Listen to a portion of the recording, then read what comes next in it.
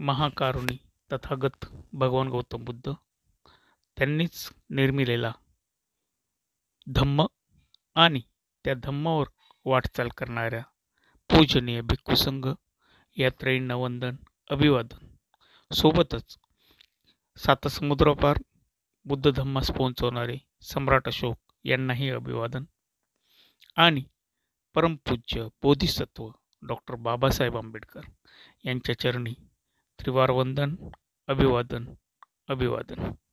आणि आजचं जे वग्ग आहे ते वग्ग आहे चित्तवग्गमधली गाथा क्रमांक 9.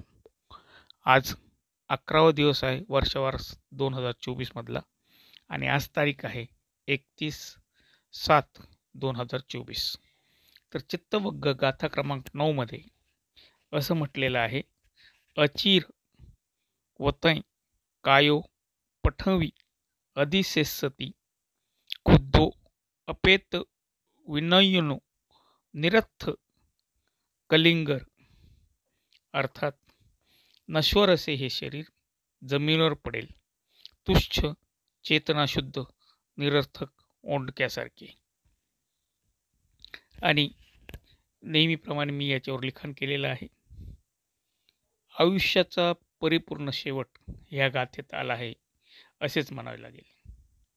कारण जिथे चेतना संपते तेथेच आयुष्य थांबते, एवढा हा साधा नियम आहे आणि हा अविनाशी नियम आहे, ज्याला कोणीच बदलू शकत नाही.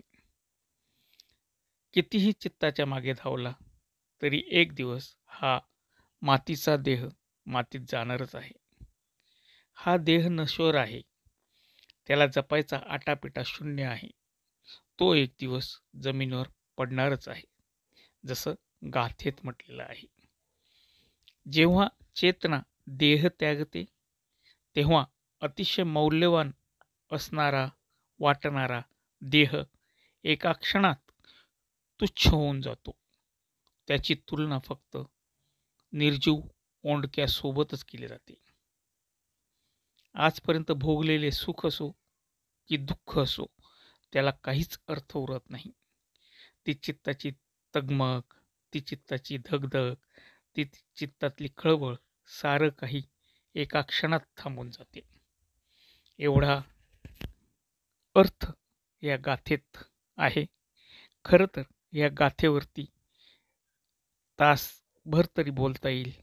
या गाथेला विस्तृतपणे समजवता येईल एवढी सडेतोड गाथा आहे. म्हणूनच चित्तामुळे धावपळ करणाऱ्या मानवा हे सत्य जाणून घे की एक दिवस नश्वर असे शरीर जमिनीवर पडेल, तुच्छ चेतनाशून्य आणि निरर्थक ओंडक्यासारखे. चित्तवग्ग गाथा क्रमांक 9. आज इथेच थांबतो. नमो बुद्धाय. जय भीम. थँक्यू.